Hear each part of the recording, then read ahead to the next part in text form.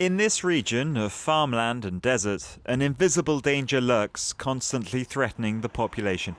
Venturing off paved roads here around the 7 villages in ez-Zor can have dramatic consequences, like those suffered by 16-year-old Omar and his 8-year-old nephew. I was out walking with my nephew and there was an explosion. I was holding his hand. His leg was cut off, my leg was damaged and his eye had come out. We called for help but no one came. They were afraid that something would explode in their own faces.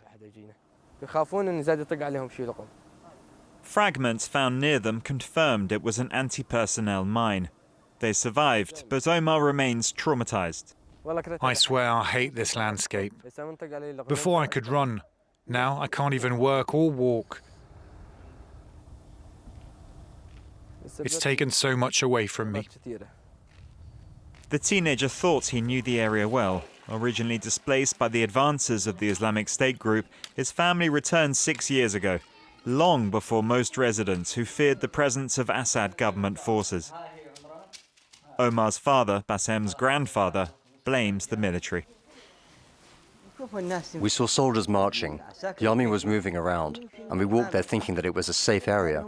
But they knew the area.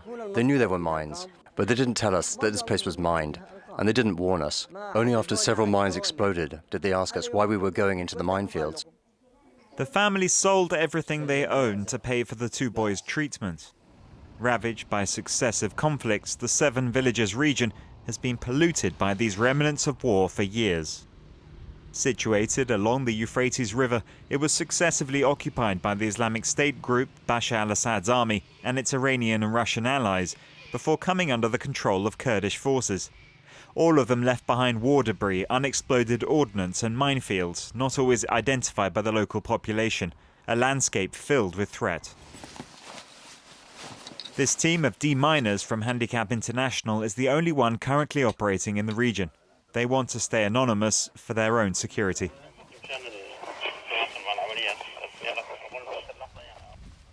During mine clearance operations, people come to us saying there was an unexploded mine near their homes.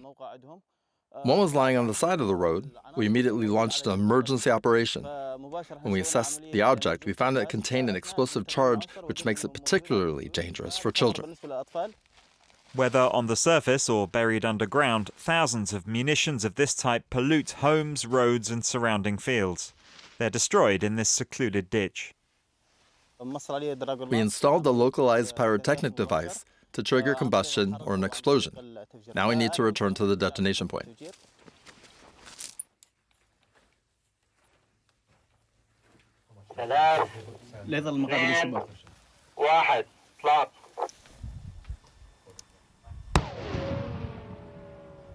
All along the railway, for about 7 kilometers, it's full of mines. It could take more than 5 months to clear the area completely. But for now, we're mainly targeting residential areas because people are starting to return to their homes. Time is running out. Since the fall of Bashar al-Assad, displaced people have started returning home and accidents have been increasing. Between December 2024 and October 2025, Handicap International has recorded nearly 310 victims in the province of ez-Zor alone. That represents nearly a quarter of the total number of civilian victims of this kind across the country.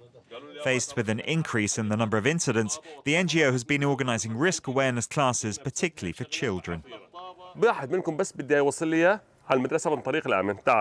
Through the use of simple exercises, these young children are able to learn the reflexes they need in this dangerous environment.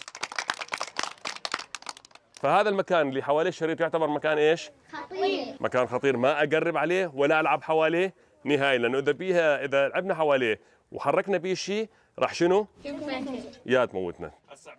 10-year-old Ammar is among the pupils. He lost his leg a few hundred meters from his home. This collapsed house was being used as an arms depot belonging to the Assad regime. The military blew it up before evacuating the area, scattering live ammunition all around it. Ammar went out looking for his cousins and found them playing with an explosive device. They came closer, and when they saw it, one of them picked it up and started hitting it with a stone, and wires came out. He was having fun and picked it up again, and it exploded. That was 5 months ago. The family had been back for less than 2 weeks after 7 years in exile. We left everything behind and departed so that the children would remain safe and nothing would happen to them. But on the day we returned, fate caught up with us. Khalid, my grandson, was holding the mine. He died. Another lost a finger, and another was more seriously injured and lost his leg. Driven by the hope of rebuilding their region, these families are now returning, despite the danger. But cleaning up the area will take years, especially as the security situation here remains uncertain.